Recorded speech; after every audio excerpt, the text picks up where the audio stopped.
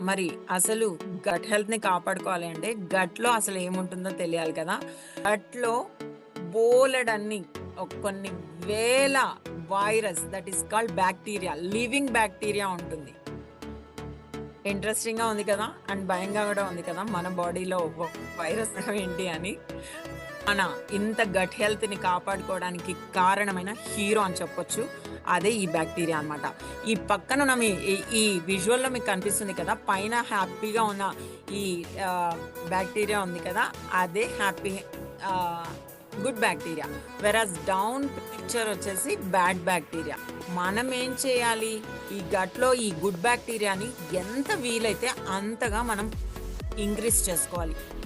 Good బాక్టీరియాని probiotics అంటాం. ఏం తినడం వల్ల ఈ వైరస్ మనం క్వాంటిటీ పెంచుకోవచ్చు. ప్రోబయాటిక్ ఫుడ్ అంటాం. అందరికీ తెలిసే ఉంటుంది సద్దన్నం అంటాం. ఎప్పుడో మన పూర్వకాలంలో చేసేవాళ్ళు.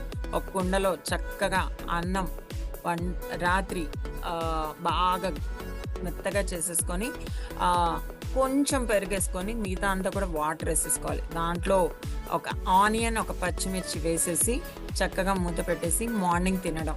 ఇవన్నీ కూడా మనం కనిపెట్టినవి కాదండి. ఏన్షియంట్ కాలం నుంచి ఉన్నవే.